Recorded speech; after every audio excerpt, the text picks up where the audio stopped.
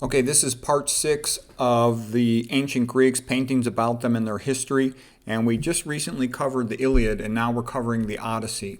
And the Iliad began with one of the earlier parts was Agamemnon, in order to get wind for his boats to sail to Troy. He's the leading general of the men from Greece that were going to fight in Troy.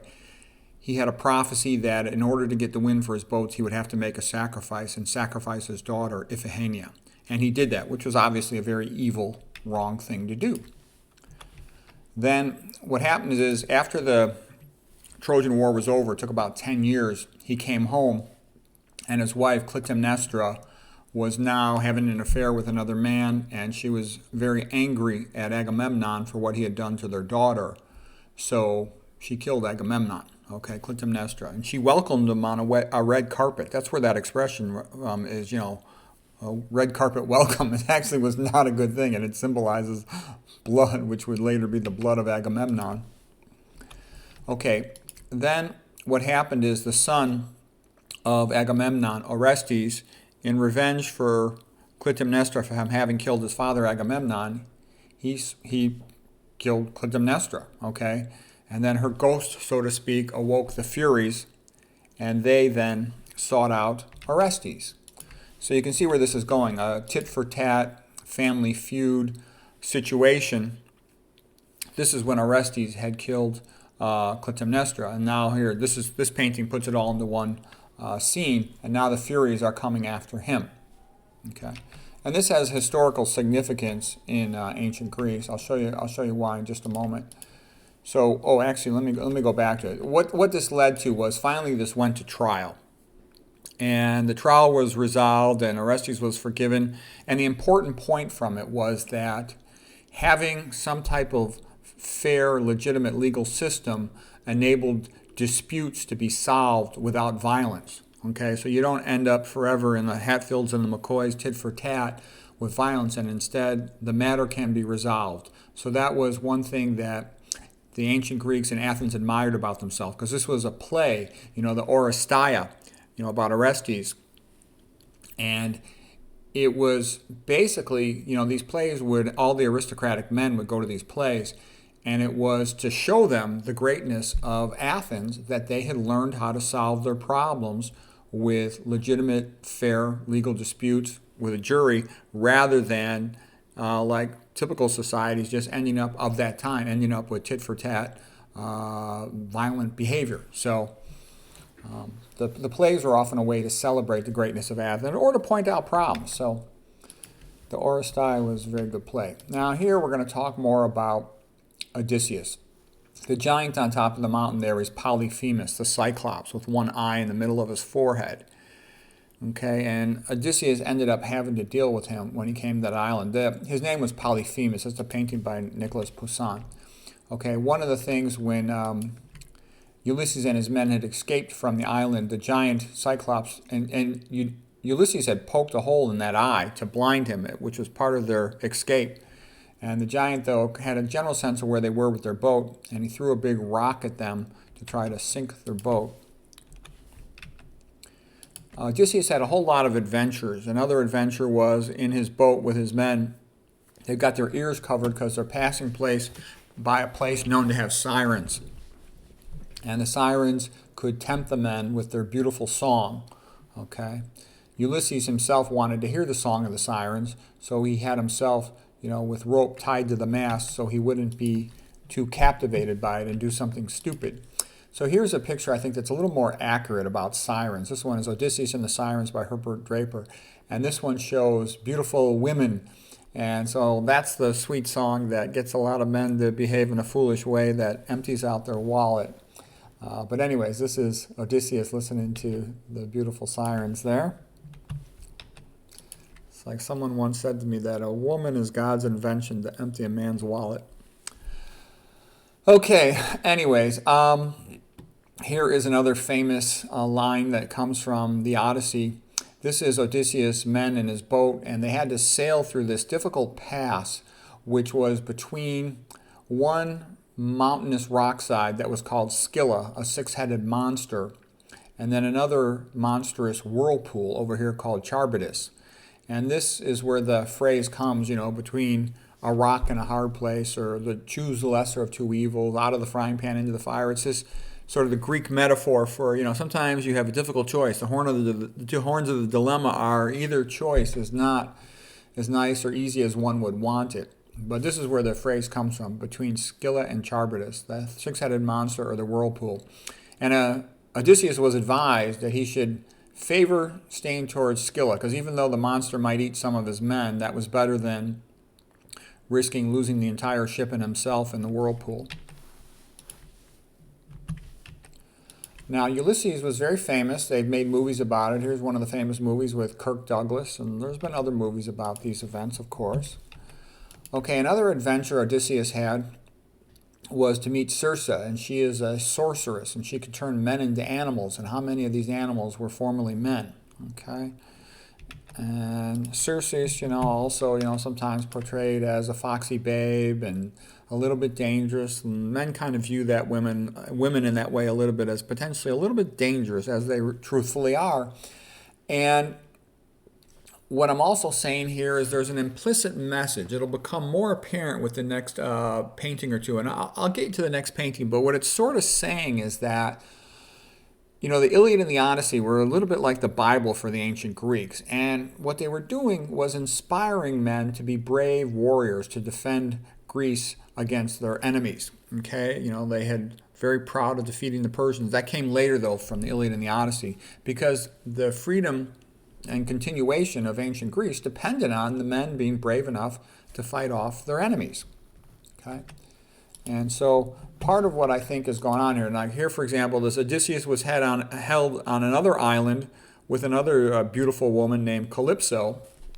And finally, his destiny was to return to Ithaca. So Athena, who was sort of his patron goddess, just like we think of our patron angel, patron saint, his patron goddess told Zeus, to free Achilles, and Zeus sent Hermes, his messenger, to tell Calypso to let Odysseus go.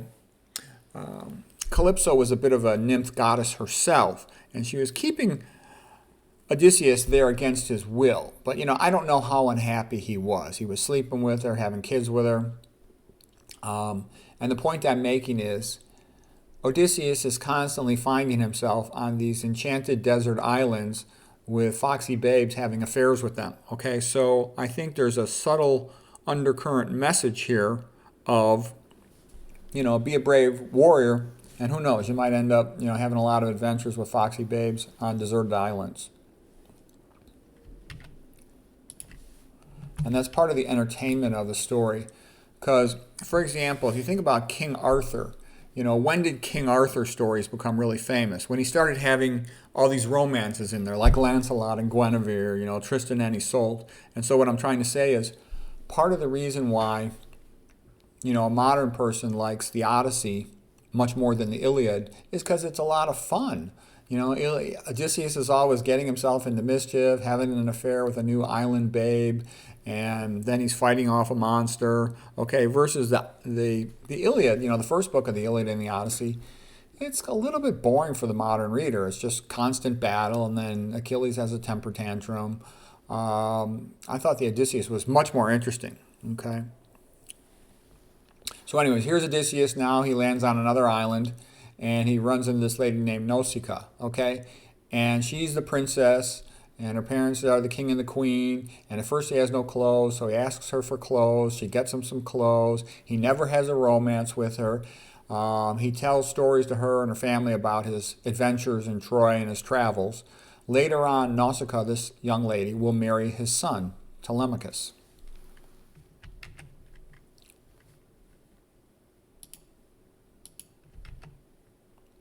One part of the story is what is called catabasis. Catabasis means to go into the underworld and speak to somebody. So, for example, Odysseus, to find his way home, was instructed to go into the underworld, which he did. And he spoke with the prophet there, the prophet from Thebes, Tiresias. And Tiresias, had been the blind prophet who also was involved in the story of Oedipus Rex and some other important historical Greek events. And this prophet, Tiresias was able to give him information that would help Odysseus find his way home to Ithaca. And, it sort of also makes the point that we can learn a lot from our older mentors and from the men of the past, like Walter Kempner, Dennis Perkett, Nathan Pritikin, Roy Swank, Dr. McDougall in nutrition. Okay, but catabasis is the literary technique of descending down into the underworld to speak to someone. And you'll see that also later in the Roman sort of version of a similar analogous book, which is the Aeneid, where Aeneas descends into the underworld to speak to people. And then later on, we have something similar in Dante's Divine Comedy. So it is a literary story thing that one will see on a recurrent basis.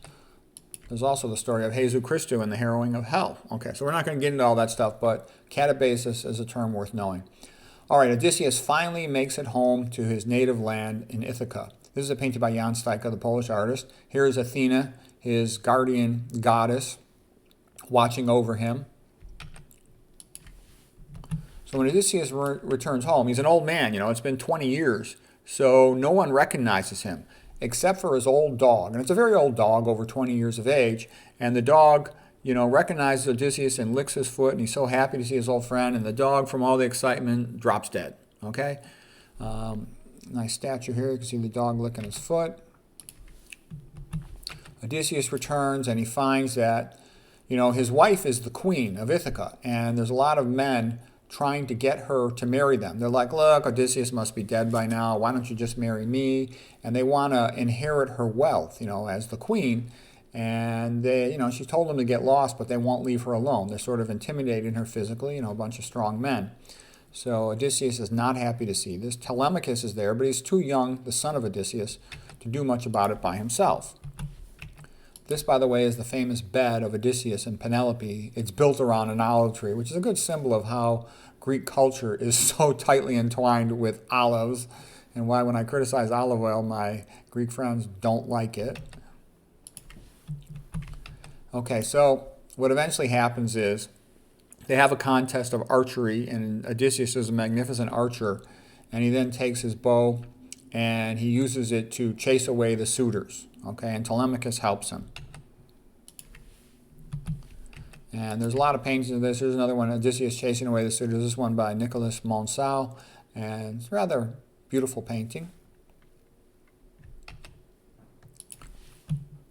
The ones who didn't leave, Odysseus shot him with his bow and arrow. Here's another painting of this one, Bergamasco. So these are pretty famous stories, and they work well. They've been made into popular movies, and these books have been around for thousands of years for good reason. So anyways, this is Homer being, the apotheosis of Homer, a celebration of Homer here in a modern painter, Jean Ingres, modern French painter. There's rather a lot of extraordinary culture comes out of France, too. We'll talk about that some other time.